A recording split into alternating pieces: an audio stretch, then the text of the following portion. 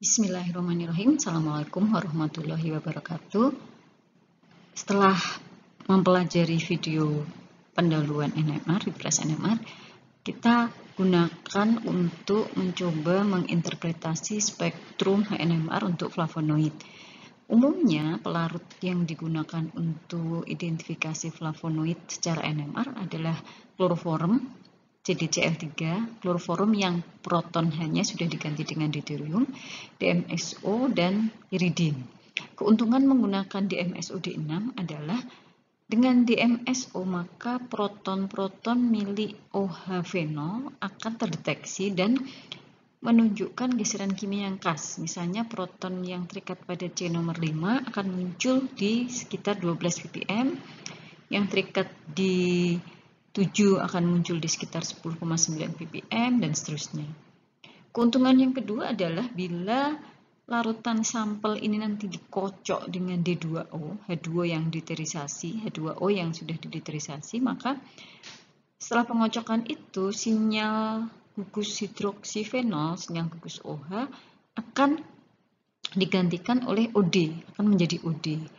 Sehingga sinyalnya akan hilang karena deuterium tidak menunjukkan sinyal di spektrum NMR. Nah, kita masuk ke golongan yang pertama. Kita lihat cincin A untuk senyawa golongan dihidroksiflavonoid. Dihidroksiflavonoid 5,7 dihidroksiflavonoid akan punya OH di 7 dan di 5, sehingga dia punya 2 proton di 8 dan di 6. Proton 6 dan 8 ini saling bertetangga sehingga keduanya menghasilkan bentuk sinyal doublet dengan bilangan dengan konstanta kopling yang sama. Yang letaknya khas berdasarkan jenis flavonoidnya khas berada di sekitar daerah sekian untuk H8 dan H6. Kita lihat contoh untuk senyawa quercetin, karena quercetin ini punya substitusi di 5OH dan 7OH.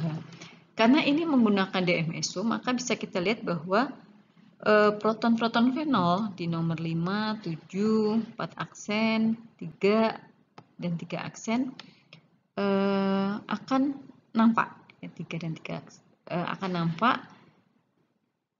Tapi ini kita akan fokus ke cincin A, ke proton 6 dan proton 8. Jadi kita akan tarik garis ini adalah proton 6 dan ini adalah proton 8. Ini pembesaran nilai geseran kimia sudah saya letakkan di sini. Kalau kita lihat proton 8 bentuknya doublet, demikian juga proton 6. Ini adalah geseran kimia masing-masing peak itu. Kalau kita lihat selisih, kita akan hitung konstanta kopling. Selisih dua puncak ini adalah 0,003. Demikian juga punya H6 juga 0,003 ppm. Kalau kita kalikan dengan nilai kekuatan medan magnet, jadi ini adalah 400 MHz, sehingga hasilnya adalah nilai konstanta kopling proton 6 dan 8 adalah 1,2 Hz. Ini untuk mengidentifikasi bahwa mereka saling berkopling, mereka saling bertetangga, bisa dilihat dengan nilai konstanta kopling yang sama. Ini sebetulnya adalah spektrum lengkap dari proton-proton aromatis milik quercetin. Cuma karena di gambar ini tidak ada geseran kimia, kita tidak terlalu bisa mengidentifikasi. Ini ya 6 dan 8 di cincin A, dan ini ketiga proton di cincin B. Nanti kita lihat lagi di struktur yang berikutnya. Kemudian yang kedua, untuk golongan 7 hidroksiflavonoid, sehingga dia punya proton di sini ada 3, 5, 6, dan proton di C nomor 8.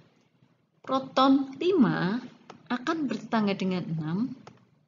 Demikian juga proton 8 akan bertetangga dengan 6. Proton 5 bentuknya akan doublet karena dia di-split oleh proton 6. Proton 8 juga bentuknya akan doublet karena dia di-split oleh 6. Tetapi proton 6 karena dia punya dua tetangga yang berbeda, sudah kita pelajari di pendahuluan, maka dia bentuknya akan doublet of doublet dan dia akan punya dua konstanta kopling. Konstanta kopling yang lebih kecil 2,5 Hz terjadi karena dia bertetangga dengan 8. Karena tetangganya tetangga tidak langsung, posisinya meta ini. Jadi 6 dan 8 ini posisinya meta. Sedangkan konstanta kopling yang 9 Hz terjadi karena dia bertetangga dengan 5 yang posisinya orto, lebih dekat. Pada kenyataannya, sinyal ini sering bertumpuk sehingga proton 6 tidak selalu muncul sebagai doublet of doublet. Berikutnya adalah kalau cincin A-nya berbentuk 7. Ini masih lanjutan yang tadi, maaf, ini untuk menunjukkan proton H5. Dia di sini ya, proton H5 dia bentuknya akan doublet. Geseran kimianya juga paling tinggi dibanding yang lain, berada di sekitar 7. Selanjutnya kita masuk ke cincin B, proton di cincin B. Yang pertama golongan yang kalau pola substitusinya ada di 4 aksen. Sehingga dia punya 4 proton di 2 aksen, 3 aksen, 5 aksen, dan 6 aksen.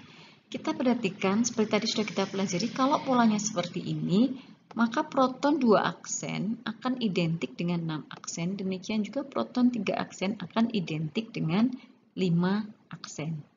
Dan mereka akan saling bertetangga. Sehingga mereka membentuk sinyal doublet dengan konstanta kopling yang cukup besar, 8,5. Karena tetangga sebelah langsung, posisinya adalah orto. Tetangga langsung, posisinya orto, sehingga konstanta koplingnya besar. Dan karena satu sinyal ini merupakan milik 2 proton, maka nanti kalau kita lihat bilangan integrasinya akan 2, bukan 1. Nah, contohnya pada camferol. Camferol ini adalah sinyal camferol, sudah saya besarkan juga. Camferol ini cincin B-nya tersubstitusi di 4 aksen. Kalau kita lihat, ini adalah sinyal milik 2 aksen dan 6 aksen. Sedangkan ini adalah sinyal milik 3 aksen dan 5 aksen. Sinyal 2 aksen dan 6 aksen ini 8,040, 8,018, maka selisih geseran kimianya adalah 22. Ini juga sinyalnya 3 aksen 5 aksen, selisihnya juga adalah 0,022. Kalau kita lihat bilang integrasinya juga lebih tinggi dibandingkan 2 kali lipat ya dibandingkan dengan proton-proton yang lain. Nah, kalau kita lihat dengan geseran kimia yang selisihnya 0,022 dikalikan frekuensi alatnya juga 4. Maaf, saya ulangi. Dengan kekuatan alatnya 400 MHz, maka 0,022 dikalikan 400 sehingga konstanta koplingnya sekitar 8,8. Kenapa 8,8? Karena dia bertetangganya di posisi orto, sehingga konstanta koplingnya besar. Jadi semakin dekat dia bertetangga, maka nilai konstanta kopling akan semakin besar. Selanjutnya adalah, ini mungkin untuk lebih menjelaskan seperti tadi, kalau bentuknya seperti ini. Ini di cincin B ada substituen di 3 aksen dan 4 aksen, sehingga ada 3 proton milik 2 aksen, 6 aksen, dan 5 aksen. Seperti tadi, 5 aksen akan kopling dengan 6 aksen, 2 aksen akan kopling dengan 6 aksen, sehingga 5 aksen berbentuk doublet, 2 aksen berbentuk doublet, tapi 6 aksen bentuknya doublet of doublet. Konstanta kopling 5 aksen karena dia bertetangga langsung dengan 6 aksen besar 8,5 Hz, sedangkan konstanta kopling 2 aksen dan 6 aksen kecil 2,5 Hz. Ini 6 aksen dia doublet of doublet karena dia bertetangga dengan 2 aksen dan bertetangga dengan 5 aksen. Kita lihat spektrum dari cincin B quercetin, di mana ada 3 proton, 2 aksen, 5 aksen, dan 6 aksen. 2 berkopling dengan 6 aksen, 5 aksen berkopling dengan 6 aksen. Sehingga 2 akan dublet, ini dublet, 5 juga akan dublet, ini dublet, kemudian 6 aksen akan dublet of dublet. Ini sinyalnya saya besarkan di sini. Kalau kita lihat angka-angka geseran kimia ini kadang-kadang merupakan hasil pembulatan. Jadi misalnya ini 7,650, 7,645. Ini sebetulnya adalah 7,649, sehingga jaraknya adalah 0,004 pada H2 aksen.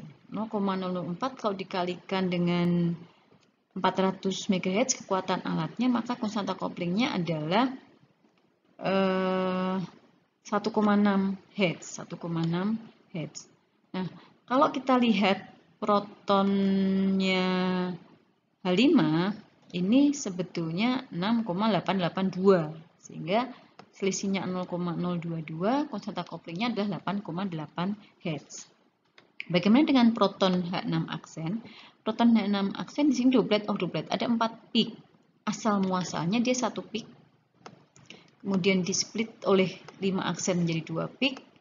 Kemudian masing-masing peaknya displit lagi oleh 2 aksen sehingga dia menjadi 4 peak, 4 sinyal.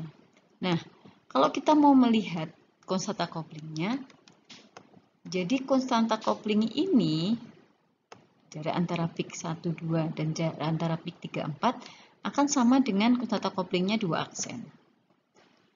Sedangkan konstanta koplingnya 5 aksen akan sama dengan jarak ini dengan ini. Jarak saat dia displit pertama kali oleh 5 aksen. Nah, kalau kita lihat ini 7,536 sebetulnya dikurangi 7,532, jadi selisihnya 0,004 sama dengan selisihnya ini 7,514, 7,510, 0,004, sehingga nilai J-nya sama dengan ini tadi. Ini tadi juga 0,004, nilai konstanta koplingnya 1,6. Nanti selisih ini dengan ini konstanta koplingnya juga 8,8, sama seperti tadi milik H5 aksen. Demikian penjelasan untuk pola multiplisitas, pola proton di cincin dengan 3 substituen dengan 3 proton seperti tadi. Kita lanjutkan